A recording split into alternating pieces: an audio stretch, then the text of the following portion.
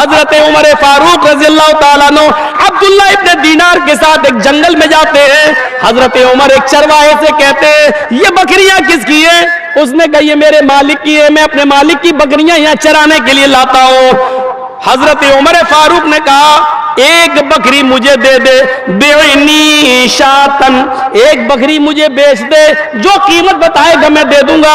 اس نے کہا یہ بکریاں میری نہیں میرے مالک کی ہیں.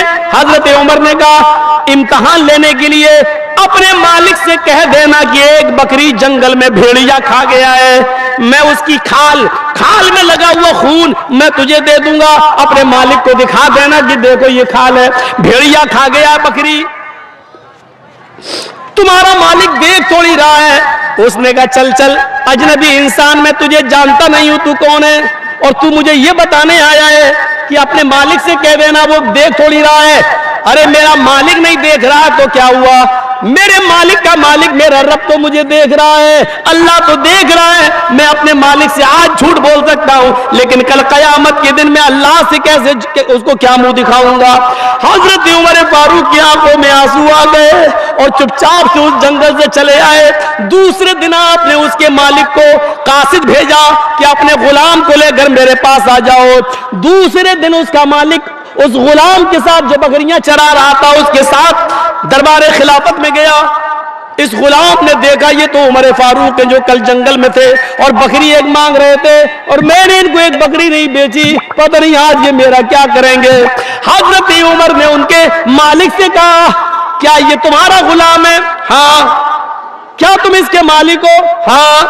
اس غلام کی ضرورت ہے مجھے, اس غلام کو بیچ دو, میں خریدنے کے لیے تیار ہوں. اس کے مالک نے کہا سوری امیر المومنین, یہ غلام سے مجھے بہت فائدے ہیں, یہ بڑا ایماندار غلام ہے, میں اس کو نہیں بیچ سکتا. حضرت عمر فاروق نے کہا قیمت تم بتاؤ, اگر یہ اتنا ایماندار ہے تو میں اس کی قیمت بھی تمہیں ڈبل دینے کے لیے تیار ہوں.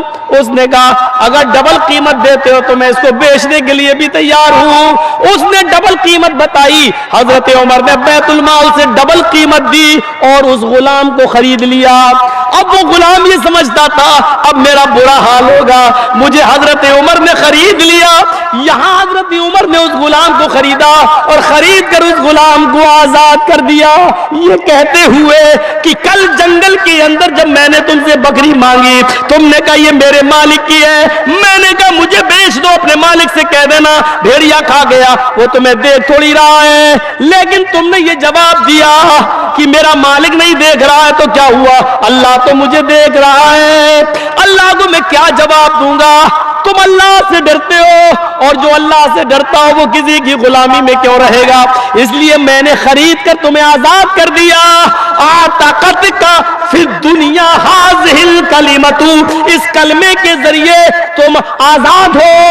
اللہ تعالی, اللہ کو کیا منہ دکھاؤں گا, اس کلمے کے نے تمہیں, اللہ کے خوف نے تمہیں اس دنیا میں آزادی دی ہے. اسی طریقے سے اگر تم ڈرتے رہے اور اللہ کا خوف اپنے دل و دماغ میں پیدا کرتے رہے, اللہ کا خوف اپنے دل میں رکھتے رہے, تو یہی کلمہ قیامت کے دن تمہیں میدان محشر کی تکلیف سے بھی نکالے گا اور تمہیں جنت کا مستحق بنا دے گا. یہ عمر فاروق کے اندر تقوی کا حال تھا. ان کے غلام, جب عمر فاروق کے دور میں غلاموں کے تقوی کا یہ حال تھا تو اور لوگوں کے تقوی کا حال کیا ہوگا؟ ہم سوچیں, غور کریں, اندازہ لگائیں.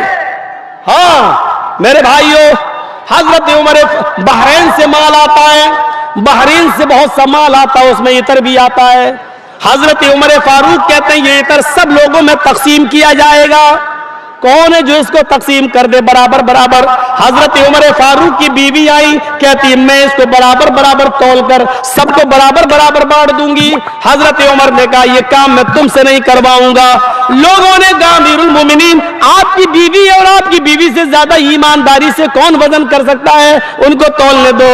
فرمایا نہیں نہیں بالکل نہیں, میری بیوی عطر جب بٹے گا تو اس میں تمہارا بھی حصہ ہے میرا بھی حصہ ہے, तुम अपने हाथ से शीशियों में भरोगी और बराबर बराबर तौल के दोगी, फिर तुम्हारे हाथ में लगा हुआ इत्र तुम अपने कपड़ों पर मलोगी, अपने चेहरे पर मलोगी, अपने बालों पर मलोगी, उसकी खुशबू बैठकर यहाँ सूंघोगी, फिर अपना हिस्सा भी लोगी, तो इतनी देर तक जो खुशबू सूंघोगी वो तुम्हारे हिस्से की से ज्यादा हो जाएगी, और मैं नहीं चाहता कि ये ज्यादती तुम्हारे हिस्से में आए और तुम कयामत के दिन अमानत में खयानत के जुर्म के में तुम जहन्नम के अंदर जाओ। यहां से अंदाजा लगाएं हम, कहां है, कहां इतना सा इतर भी तकसीम नहीं करने दिया। हजरत उमर इब्ने अब्दुल अजीज की बीवी हामिला है, उमर इब्ने अब्दुल अजीज की बीवी हामिला है, पेट में बच्चा है। मेरी माँ सुनो, तुम्हारे मतलब का वाक़या है, मेरी बहनों सुनो, तुम्हारे मतलब का वाक़या है। हजरत उमर इब्ने अब्दुल अजीज की बीवी के पेट में हमल है, लेकिन 4 दिन से खाने को कुछ नहीं मिला। कहने लगी मेरे शौहर, पेट का बच्चा भूखा मर जाएगा, जब माँ खाएगी तभी तो बेटे को लगेगा, जब माँ को कुछ नहीं मिलेगा तो बेटा कहीं दम न तोड़ दे, क्या होगा? कम से कम मेरी फिक्र ना करो तो इस बच्चे की फिक्र करो।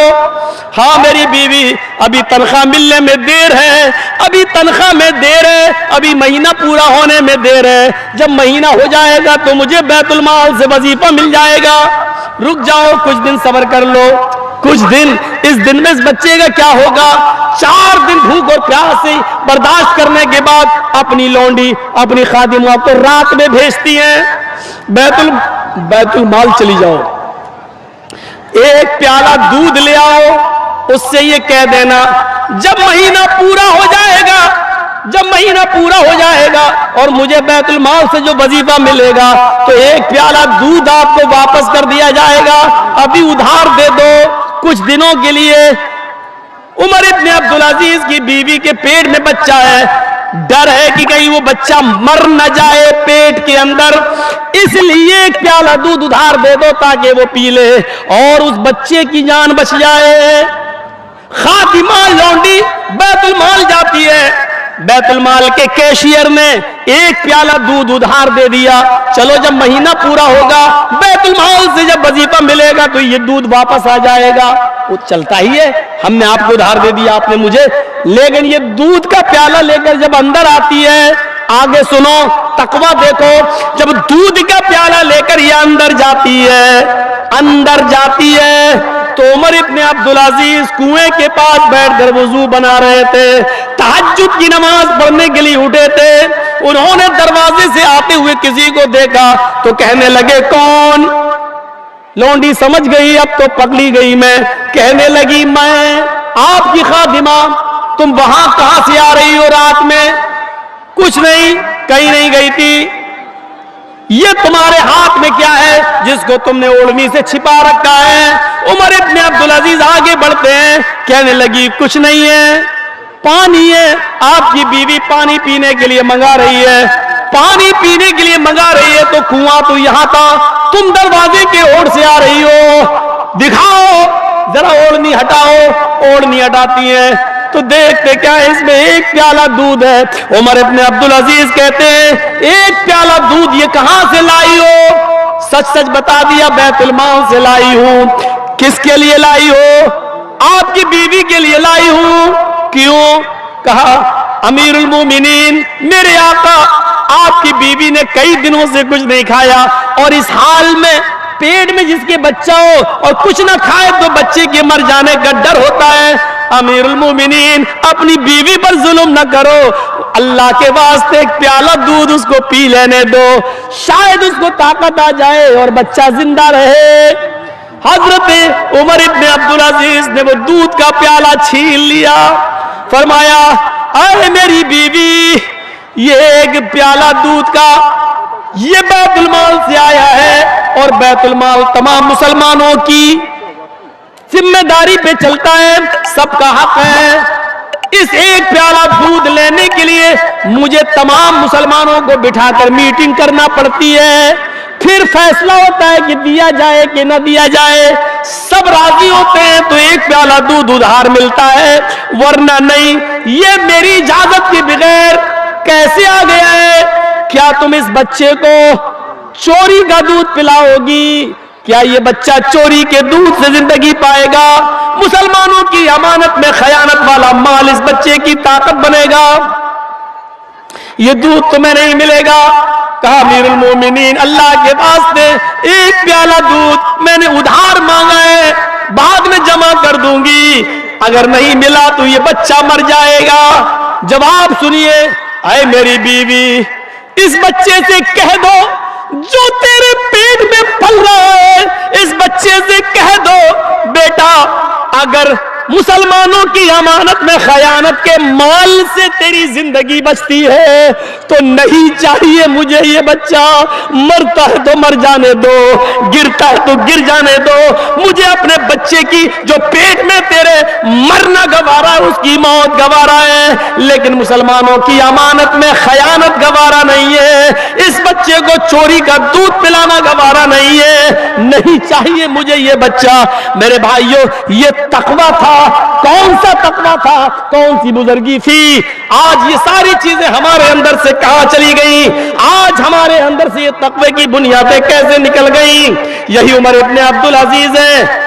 सारे बच्चों ने ईद के नए कपड़े बना लिए, उमर इब्ने अब्दुल अजीज के बेटे के पास नया कपड़ा नहीं है। कल सुबह ईद है, बीवी कहती है हम पुराने कपड़े पहन लेंगे, आप पुराने पहन लेना, लेकिन बेटे के लिए तो नए कपड़े का इंतजाम करो। सबके बच्चे नए कपड़े पहनेंगे और आपका बच्चा पुराने कपड़े। 1 महीने की तनख्वाह एडवांस ले लो। जैसी वो लेटर लिखते हैं अपने खादिम को, कैशियर को, 1 महीने की तनख्वाह एडवांस दे दो, अगले महीने काट लेना, या मैं अगले महीने की तनख्वाह नहीं लूंगा, हमें 1 महीने की तनख्वाह एडवांस दे दो, अगले महीने मत देना। उस कैशियर ने बैतुल माल के उस लेटर के ऊपर दूसरा जवाब लिख दिया और भेज दिया, उसको खा लिया। उमर इब्ने अब्दुल अजीज के खादिम ने कहा, उन्होंने एडवांस तनख्वाह नहीं दी बल्कि इसमें कुछ लिख दिया। उमर इब्ने अब्दुल अजीज ने उस पर लेटर पढ़ा, उसमें लिखा हुआ था, मेरे मालिक, मेरे आका अमीरुल मोमिनीन, आपने 1 महीने की तनख्वाह एडवांस मांगी है, मुझे देने में कोई एतराज नहीं है, मैं अभी देने के लिए तैयार हूं, लेकिन ये गारंटी कौन देगा कि 1 महीने तक आप जिंदा भी रहेंगे? आपको 1 महीने की तनख्वाह दे दी, कल या परसों अगर आपका इंतकाल हो गया तो पेशगी जो इनकम गई है, पेशगी जो तनख्वाह गई है, वो बैतुल माल में वापस कौन करेगा? उसकी जिम्मेदारी कौन लेगा? आप अपना जमानती और जिम्मेदार पेश करो, मैं तनख्वाह देने के लिए तैयार। कहा मेरी बीवी, जिसका कैशियर इतना ईमानदार हो, मैं उससे 1 महीने की तनख्वाह एडवांस कैसे ले सकता हूं? इसने कहा कि गारंटी दो कि अगले महीने तक जिंदा रहोगे, लेकिन अगले महीने तक जिंदगी की गारंटी भी मैं नहीं दे सकता, इसलिए मेरे बच्चे को कल पुराने कपड़े पहनना पड़ेंगे। ईद के दिन हमें भी पुराने, तुम्हें भी पुराने और इस बच्चे को भी पुराने कपड़े पहनना पड़ेंगे। हम 1 महीने की तनख्वाह एडवांस नहीं लेंगे। तकवे की ये बुनियादें थी जिससे हमारा इस्लाम मजबूत था, ईमान मजबूत था, ये तकवा था। लेकिन आज ये तकवा हमारी जिंदगियों से दूर होता चला जा रहा है। याद रखना, तकवा सिर्फ यही नहीं होता कि जो मुसलमान अपने दिल के अंदर पैदा कर ले लुक जाए, ये तकवे की और ईमानदारी की सिफत किसी के अंदर भी पैदा हो सकती है। जापान की राजधानी क्या है? टोक्यो। जापान की राजधानी टोक्यो, और टोक्यो के अंदर एक टैक्सी ड्राइवर गैर मुस्लिम, एक टैक्सी ड्राइवर गैर मुस्लिम, आपके इसी हिंदुस्तान का हिंदू टैक्सी ड्राइवर हिंदू, कौन? इसी भारत का। मेरे प्यारे साथियों, जरा तसव्वुर कीजिए, उस जापान पर सऊदी अरब का एक आदमी जाता है, उसने एयरपोर्ट से उसको रिसीव किया और टैक्सी ड्राइवर से उस सऊदिया के आदमी ने पूछा, मुझे फला फला होटल में जाना है। उसने कहा आइए, बैठ जाइए। हिंदू ड्राइवर ने उसको अपनी गाड़ी में बिठाया और मीटर ऑन कर दिया। सऊदिया का वो शेख उसकी गाड़ी में बैठ गया और वो गाड़ी टैक्सी चलने लगी। उसने मीटर डाउन कर दिया, थोड़ी देर के बाद उसने मीटर उठा दिया, थोड़ी देर के बाद उसने मीटर ऑफ कर दिया, और फिर काफी दूर 5-6 किलोमीटर के बाद پھر وہ کسی چوراہے پر آیا اور آنے کے بعد اس نے پھر میٹر کو ڈاؤن کر دیا اور پھر وہاں سے لے کے چلا اور چلنے کے بعد اس کو اس کے ہوٹل پہ پہنچا دیا. میٹر میں پیسہ کافی آ چکا تھا, لیکن اس نے صرف جتنے درہم مانگے, جتنے روپے مانگے, سعودی شیخ نے اس کو اتنے روپے دیے, لیکن یہ کہتے ہوئے دیے کہ صاحب تم نے اتنی دیر تک یہ میٹر جو ڈاؤن کر دیا تھا, گرا دیا تھا, اوپر کر دیا تھا, شاید تم بھول گئے ہو یہ 5-6 کلومیٹر جو تم نے سفر کیا ہے اس کا چارج اس میں نہیں آ پایا ہے, لہذا 4-5 کلومیٹر کا جو چارج بنتا ہے وہ اور لے لو. اس آدمی نے, ٹیکسی ڈرائیور نے جو جواب دیا وہ ہے مسلمانوں ہندو ہی صحیح, لیکن اس کا یہ تماچا ہمارے منہ پر آج بھی پڑ رہا ہے اور پڑتا رہے گا. اس نے وہ جواب دیا, نہیں صاحب میں نے میٹر جان بوجھ کر اوپر کر لیا تھا, اس لیے کہ آپ نے مجھے جس ہوٹل میں جانے کے لیے کہا تھا میں دھوکے سے راستہ کراس کر کے جس چوراہے سے مجھے مڑنا تھا میں مڑ نہیں پایا, میں آگے نکل گیا. اب مجھے لوٹ کر میں اس چوراہے پہ آ نہیں سکتا تھا, اس کی پینالٹی بہت زیادہ تھی, پھر مجھے ایک لمبا چکر 5-6 کلومیٹر کا لگانا تھا, اس کے بغیر میں اس چوراہے پر نہیں آ سکتا تھا, لہذا میں نے اتنی دور کے لیے میٹر میں نے اوپر کر دیا تاکہ اس کا بل نہ آئے. جب غلطی میری تھی تو اس کا چارج میں آپ سے کیوں لوں, جب غلطی میری تھی تو اس کا چارج میں آپ سے کیسے لوں, یہ میرے دھرم نے نہیں سکھلایا, یہ میری مانوتا نے مجھے نہیں سکھلایا, لہذا جو چارج بنتا ہے وہ میں نے آپ سے لے لیا. اس سفر میں نقصان میں گیا ہوں, میرا فائدہ نہیں ہوا, لیکن میں اپنی غلطی کا چارج آپ سے نہیں لے سکتا ہوں. بہت دینے کی کوشش کی. اس نے کہا میں انڈیا سے یہاں حلال کمائی کمانے کے لیے آیا ہوں, میں جتنا کماؤں گا اتنا ہی میں یہاں سے لے کے نہیں جاؤں گا, لہذا میں اتنا ہی لوں گا. اس ہندو کی اس ایمانداری کو میں سلام کہتا ہوں. میرے بھائیوں, اس نے اسی تعلیم پر عمل کیا جو تعلیم جناب محمد رسول اللہ صلی اللہ علیہ وسلم نے بتائی. یا مالدہ کے اور اس علاقے کے ٹیکسی ڈرائیوروں, رکشہ چلانے والوں, ذرا غور کرو کہ ایمانداری صرف تمہارے پاس ہی نہیں ہے, تقوی غیروں کے پاس بھی ہے اور ہم سے زیادہ بھی ان کے اندر ہے.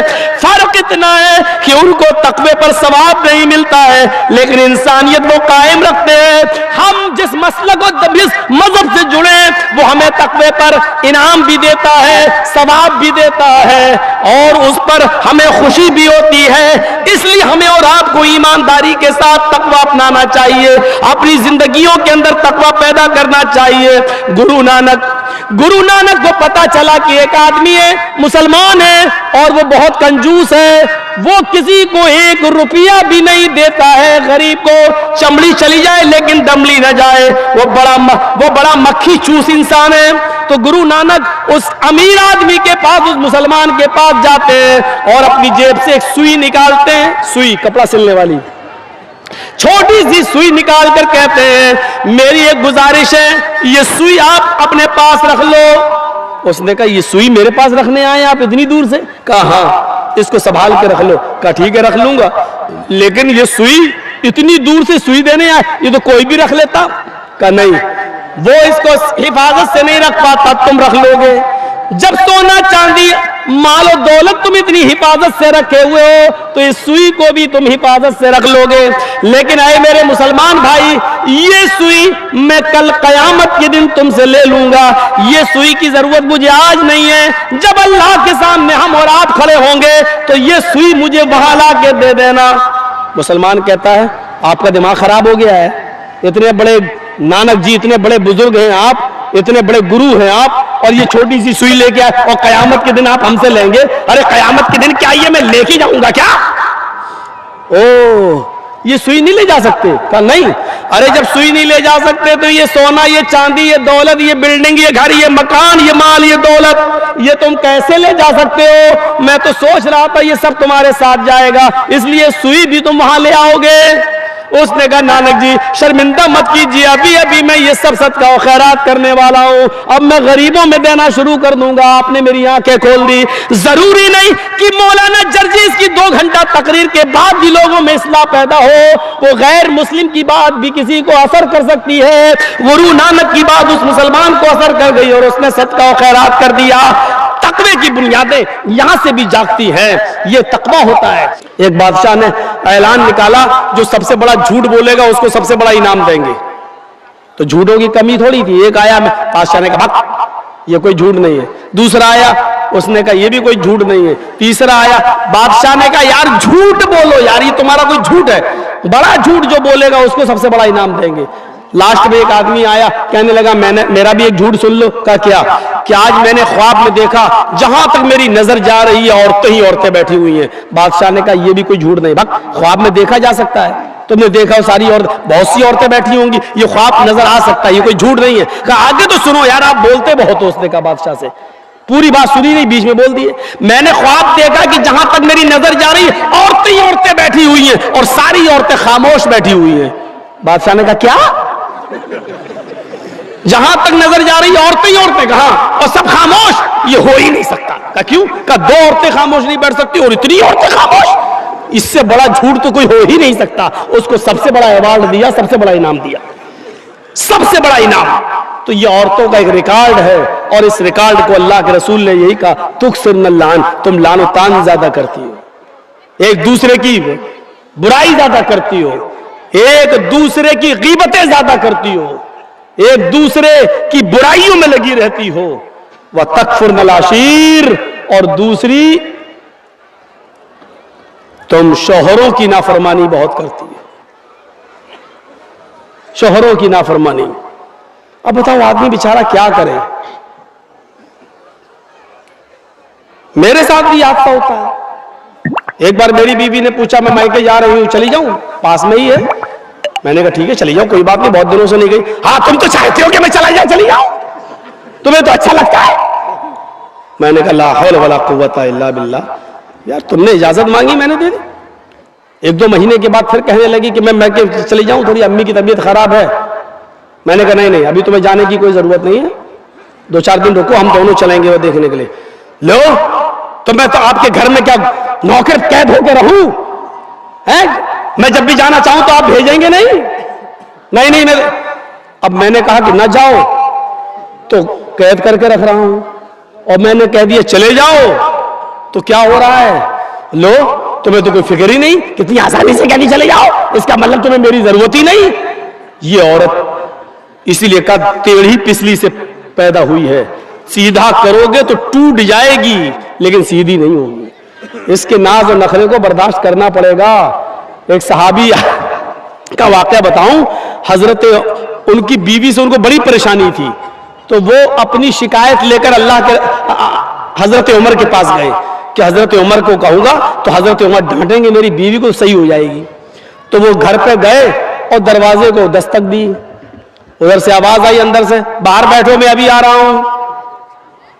और देखा कि अंदर शोर हो रहा है, तो इसने कान लगाया सहाबी ने हजरत उमर फारूक के दरवाजे पर, तो क्या सुनता है कि उमर फारूक की बीवी उमर फारूक पर बरस रही है, ये वो तुम्हें होश नहीं, ये नहीं, ठिकाना नहीं, सब्जी कैसे आएगी, खाना कैसे। और हजरत उमर जी जी जी करते चले आ रहे, जी ट्रेन आ जाएगा जी जी।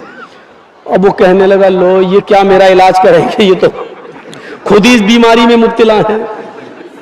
वो चल दिया वहां से, वो चल दिया। थोड़ी देर में हजरत उमर निकले, उसको जाता हुआ देखा, ए हजरत इधर आओ, इधर।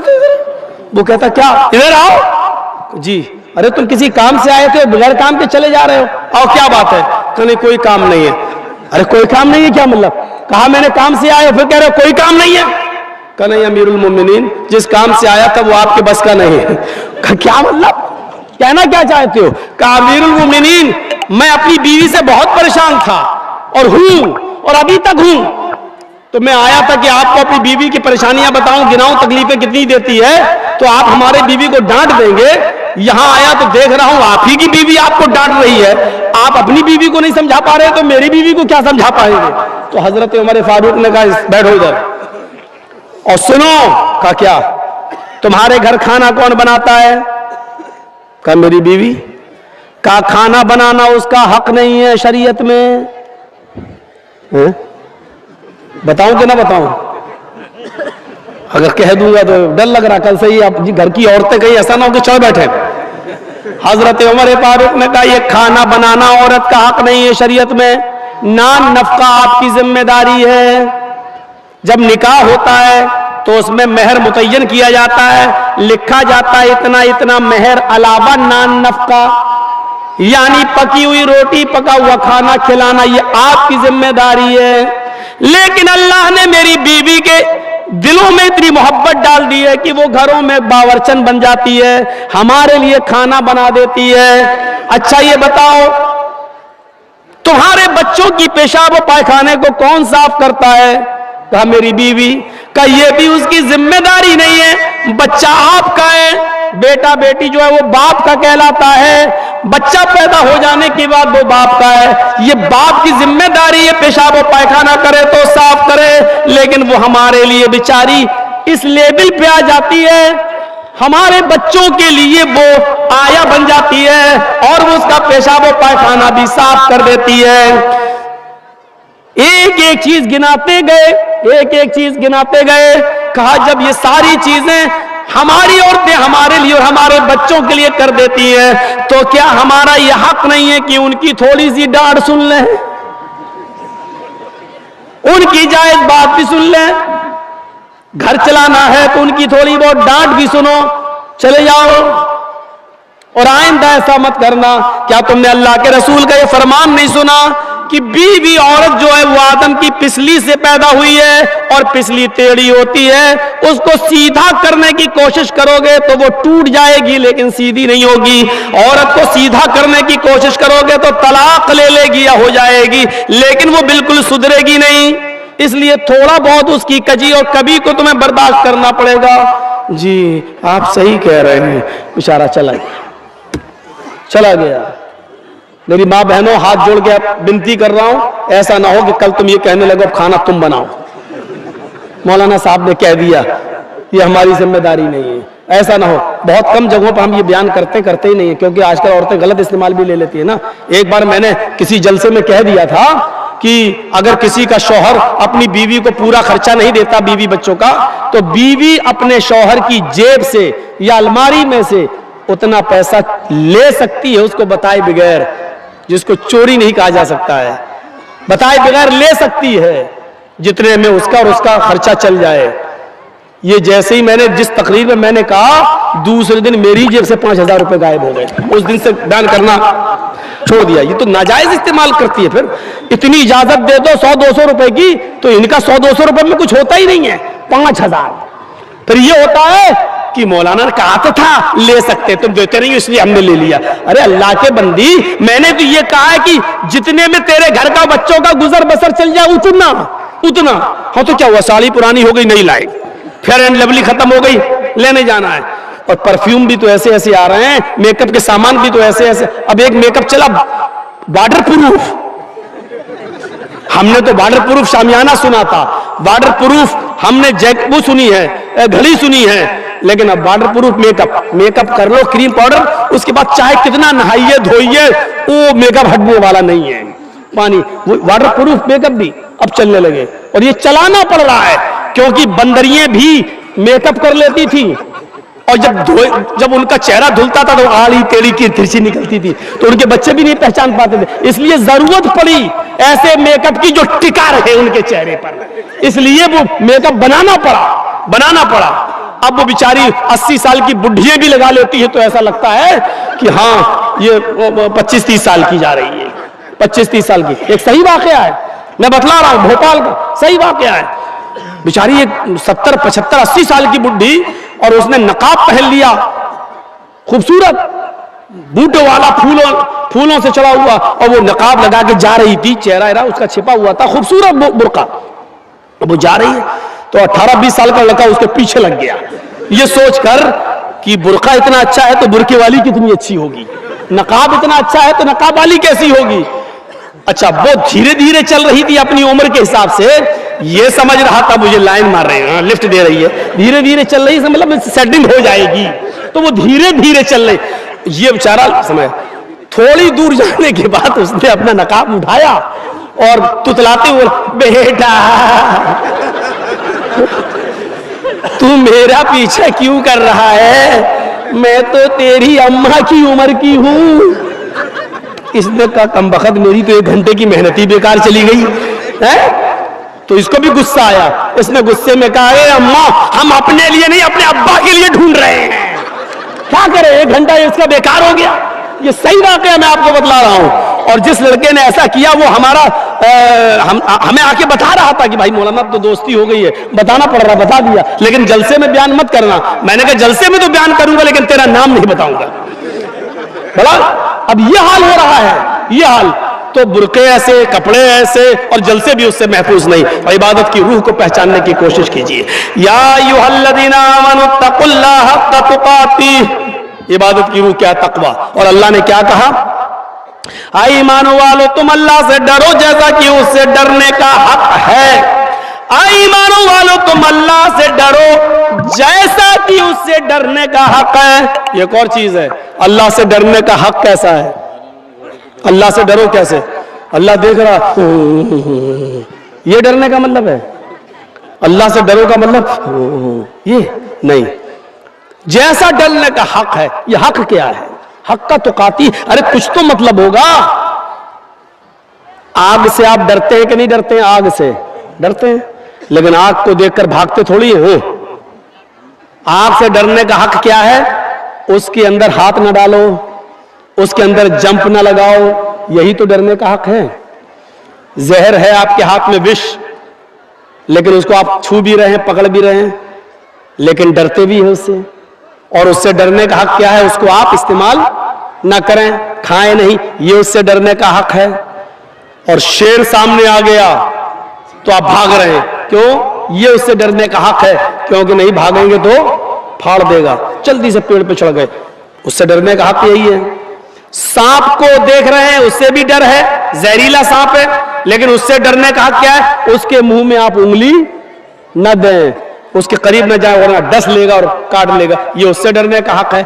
तो जैसे आप हर चीज से डरने का एक हक अदा करते हैं, अल्लाह से भी डरने का एक हक है। और अल्लाह से डरने का मतलब यह है कि अल्लाह ने जिन कामों के करने का हुक्म दिया उन कामों को करा जाए, और जिन कामों के करने पर उसने अज़ाब जहन्नम बताया है, जहन्नम का अज़ाब बताया है, उन कामों से बचा जाए। यह है अल्लाह से डरने का मतलब। मसलन अल्लाह तबारक व तआला ने सूद और ब्याज खाने को हराम करार दिया है, तो उससे बचा जाए। अल्लाह के नबी सल्लल्लाहु अलैहि वसल्लम ने फरमाया कि जब मुझे मेराज हुई, सफर मैं गया मेराज पर और मुझे जहन्नम दिखाई दी, तो मैंने खून के, ब्लड के एक तालाब में, एक नदी में मैंने कुछ लोगों को डुबकियां लगाते हुए देखा है।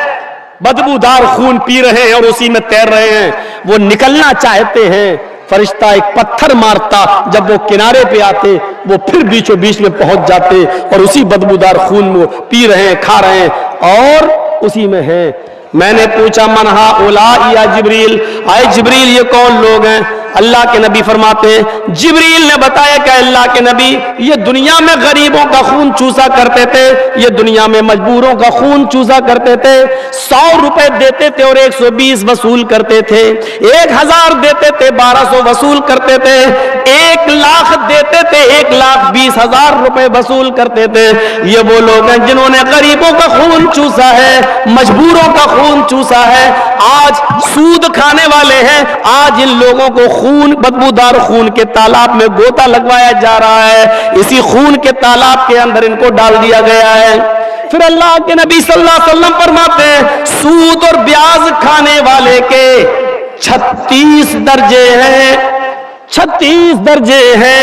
एक हदीस में 70 दर्जों का जिक्र भी आता है, लेकिन 70 दर्जे वाली रिवायत 36 दर्जे वाली रिवायत से कम दर्जे की है, वो हसन है और ये सही है। 36 दर्जे हैं, 36 दर्जे यानी सूद और ब्याज खाने वाले, सूद के 36 दर्जे हैं। पूछा गया अल्लाह के रसूल हल्का दर्जा क्या है? अल्लाह के नबी ने फरमाया इन 36 दर्जों में सबसे हल्का दर्जा सूद का यह है कि कोई शख्स अपनी सगी मां के साथ, अपनी हकीकी मां के साथ जिना करता है, अपनी मां के साथ जिना करता है, उसको जो गुनाह मिलेगा, उसको जो सजा मिलेगी, वो सूद और ब्याज खाने वाले की सबसे हल्की सजा होगी। इसके अलावा 35 सजाएं इससे ज्यादा, इससे बढ़कर होंगी। एक हदीस में यूं आता है कि 36 मर्तबा अपनी मां के साथ जिना करो, 36 मर्तबा जिना करने के बाद जो सजा मिलेगी वो सूद और ब्याज के खाने वाले की सबसे हल्की सजा होगी।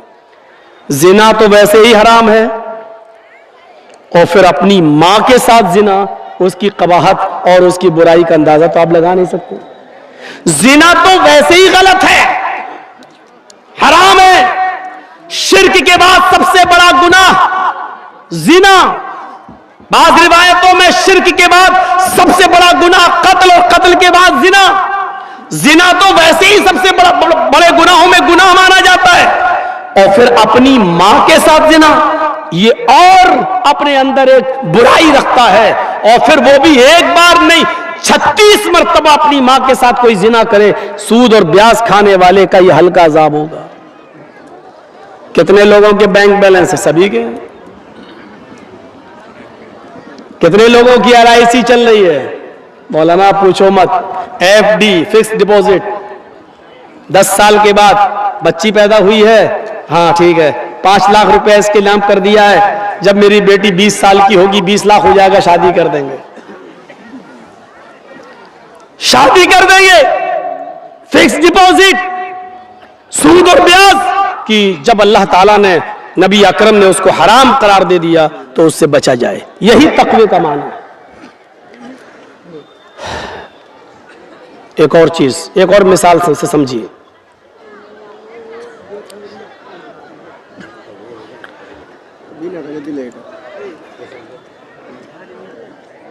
हजरत उबई इब्न काब रजी अल्लाह ताला अन्हु से हजरत उमर फारूक ने पूछा कि आए उबई, तकवा किसे कहते हैं? सुनिए, तकवा क्या है? बार बार आया अल्लाह से डरो, अल्लाह से डरो, अल्लाह से डरो। ये डर क्या है? इस मिसाल को समझ लीजिए, पूरा तकवा समझ में आ जाएगा, पूरी तकरीर समझ में आ जाएगी। हजरत उबई ने हजरत उमर से कहा, आए उमर, तकवा नहीं जानते हो किसे कहते हैं? कि नहीं, मुझे समझाइए तकवा किसे कहते हैं। कहा, उमर कभी जंगल में गए हो? हाँ। जंगल में कांटे ही कांटे बिछे हुए हों और आपके पैर में चप्पल ना हो और जाना भी जरूरी हो, गुजरना भी जरूरी हो, तो आप क्या करेंगे? अब जो भी उठेगा मोबाइल वाला, उसका मोबाइल हम छीन के यहां रख देंगे। आप लोग सेट ही नहीं कर पा रहे हैं।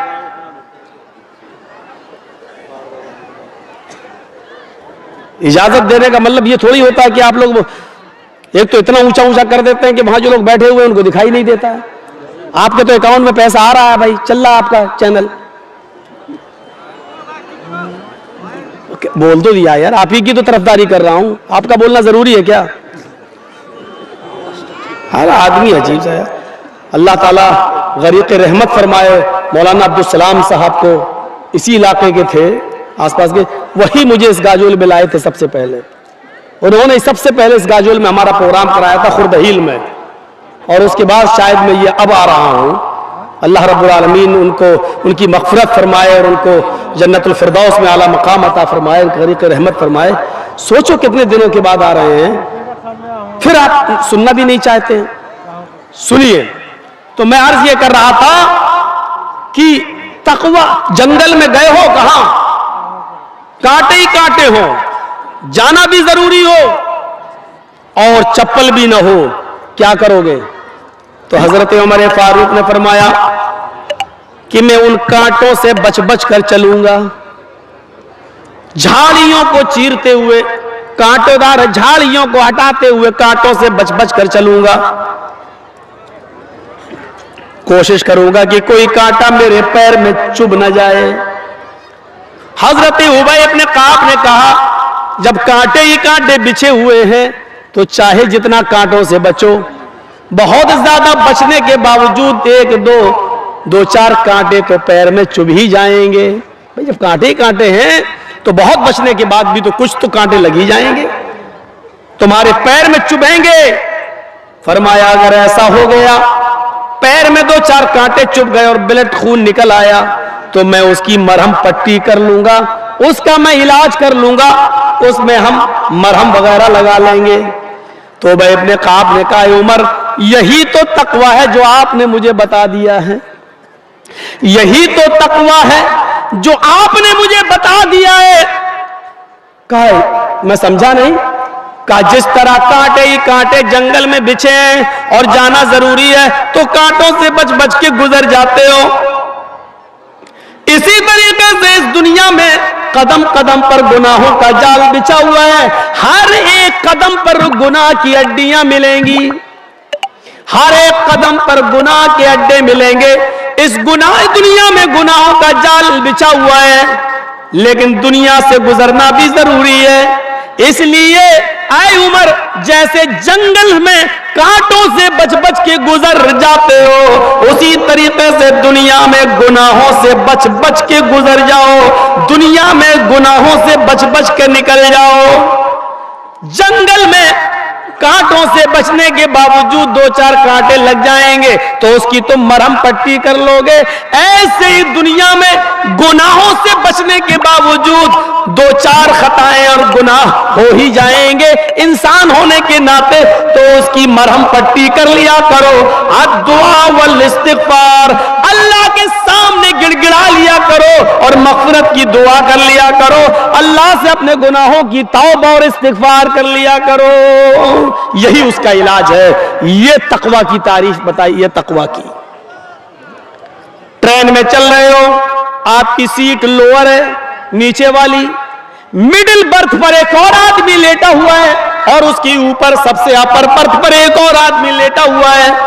रात के 2 बजे आपको पेशाब लगता है, आप लोअर बर्थ से उठते हैं, इस्तिंजा करने, पेशाब करने टॉयलेट में जाते हैं। ट्रेन अपनी 80-100 की स्पीड पे चल रही है, पेशाब करके टॉयलेट से जब आप अपनी बर्थ पर आते हैं, लोअर बर्थ पर लेटना चाहते हैं, आपकी नजर मिडिल बर्थ पर लेटे हुए आदमी पर पड़ती है। मिडिल बर्थ पर आदमी लेटा है और उसकी जेब में 2-2 हजार रुपए के नोट की एक गड्डी है जो गाड़ी के हिलने से बाहर आ रही है। आपने कहा ये तो बड़ा अच्छा मौका है, ये सो रहा है, पूरे ट्रेन की लाइट ऑफ है, गाड़ी चली रही है, सब सो रहे हैं, बस हाथ बढ़ाना और निकालना है और रहना।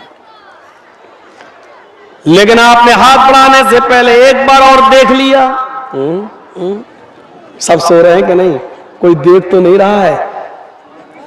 आप बिल्कुल मुतमईन हो गए, सब सो रहे हैं, किसी की नजर नहीं पड़ रही है। अब आपने हाथ बढ़ा दिया डरते हुए, जल्दी निकालो, और जैसे ही नोट की गड्डी खींची, निकाल रहे हैं ऐसे, लेकिन डर की वजह से फिर देख रहे हैं।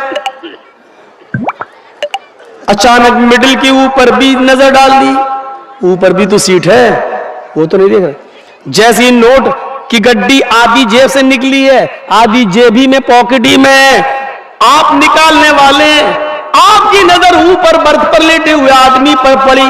क्या देखते हैं? वो आपकी हरकत को देख रहा है। अब आप क्या करेंगे? अंदर रख देंगे। साहब ये बाहर आ रही थी, मैं तो अंदर कर रहा था। नहीं हिम्मत होगी चोरी करने की। या दूसरा रास्ता, किसी से कहना नहीं, निस्फुल ली व निस्फुल लकुम, आधा आधा, आधा तेरा आधा मेरा। लेकिन जरूरी नहीं, हो सकता है वो आदमी ईमानदार हो, ले ही ले। तीसरा रास्ता ये है कि हम तुझे 1 रुपया नहीं देंगे और अंदर भी नहीं रखेंगे, भागे और चलती हुई ट्रेन से कूदे। ये आप खतरा मोल ले नहीं सकते, अपनी जान को खतरे में डालकर भाग नहीं सकते। बेहतर यही समझेंगे कि अंदर ही रख दी जाए और उसको मनाया जाए, भाई ये बाहर आ रही थी, मैं तो अंदर कर रहा था। एक मामूली आदमी जब आपकी चोरी की हरकत को देख लेता है तो आप चोरी करने का इरादा तर्क कर देते हैं।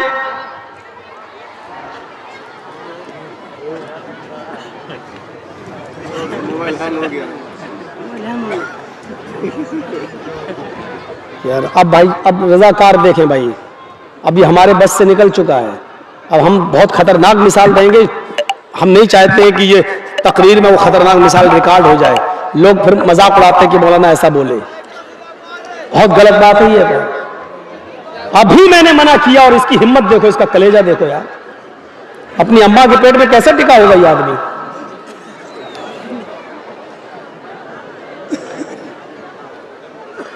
भूल जाता हूं मैं, डिस्टर्ब हो जाता हूं भाई, नहीं हमारी आदत है। हम लोगों ने बंबई के प्रोग्राम देखे, कर्नाटक के देखे, बेंगलोर के देखे, हैदराबाद के, कितनी शांत सुकून, सरों पर बैठी मक्खी तक नहीं उड़ाते वो यार। सीखो उन लोगों से यार, तहजीब देखी उनके प्रोग्रामों में हमने। या जो उठ रहा है, जिसको पेशाब लग रहा है, अरे थैली भी लेके आया करो यहां पर, पहले बैठ जाएंगे बीच में, बाद में उठ के भागेंगे। सबको एक साथ, टाइमिंग भी इतनी फिक्स है कि सबको एक साथ पेशाब लगता है, 10-10 आदमी एक साथ उठे। तो आप चोरी नहीं कर सकते। मामूली आदमी आपकी हरकत को देख रहा है तो आप चोरी नहीं कर सकते। बिल्कुल यही कैफियत तकवे की है। एक मुसलमान के दिल में यही तकवा होना चाहिए, जब वो शराब की बोतल हाथ में ले और अपने होठों तक ले जाए तो ये सोच ले कि दुनिया की नजरें देख रही हो या नहीं, मेरी बीवी नहीं देख रही, मेरे बच्चे नहीं देख रहे, मेरे माँ बाप नहीं देख रहे, लेकिन अल्लाह की जात तो है जो देख रही है, अल्लाह तो है जो देख रहा है, अल्लाह रब्बुल आलमीन की नजरों से मैं छिपा हुआ नहीं हूं। यही तवक्कुल, यही डर, यही तकवा हमारे अंदर पैदा हो जाना चाहिए। और अल्लाह का डर जैसी पैदा हुआ, हमने शराब की बोतल को फोड़ दिया, नहीं पिएंगे आप, ये है तकवा। ऐसे हक्का तुकातिही का मतलब यह है। या अय्युहल्लज़ीना आमनु तक़ुल्लाह व क़ूलू क़ौलन सदीदा। ईमान वालों, तुम अल्लाह से डरो और जब भी बात करो तो दुरुस्त बात करो। अल्लाह ने यह कहा है कि जब भी बात करो तो दुरुस्त बात करो, क़ौलन सदीदा, सही साफ सुथरी बात करो। अल्लाह ने यह नहीं कहा सच बोलो। सच बोलने में और दुरुस्त बात कहने में फर्क है, फर्क है। अल्लाह ने यहां यह कहा है दुरुस्त बात करो, कौलन सदीदा। सदीदा तस्दीदुस सहम से मुश्तक है, यानी तीर को जब कमान में लगाया जाता है और कमान से जब तीर को छोड़ा जाता है तो वो तीर बिल्कुल निशाने पर जाता है, बिल्कुल निशाने पर सीधा। जैसे आपको इस रॉड पर, इस ट्यूबलाइट पर निशाना लगाना है तो कमान से जो तीर छोड़ेंगे वो सीधे उस ट्यूबलाइट पर लगेगा, इधर उधर नहीं होता है वो तीर। जैसे आपने छोड़ा वैसे ही वो गया सीधे। तो जैसे तीर निशाने पर लगता है वैसी आपकी बात बिल्कुल साफ सुथरी और बेलाग होनी चाहिए। कहने वाला जो कह रहा है, पूछ रहा है, उसी के मुताबिक होनी चाहिए। मसलन मौलाना जर्जीस साहब को पुलिस ढूंढ रही है और पहचानती नहीं है, और मेरे पास आके कहती है मौलाना जर्जीस को देखा, और मुझे से पूछ रही है। मैं 2 कदम हट गया, यहां था, यहां आ गया। जी क्या कह रहे हो? अरे मौलाना जर्जीस को देखा? हाँ हाँ अभी तो यहां थे। सही बोला कि गलत बोला? है? आप लोगों से मैं पूछूंगा, ये सही बोला कि गलत बोला? सही बोला, लेकिन शरीयत कहती है ये गलत बोले। یہ صحیح تو ہے، سچ تو ہے، لیکن درست نہیں ہے۔ اس نے آپ سے کہا کہ مولانا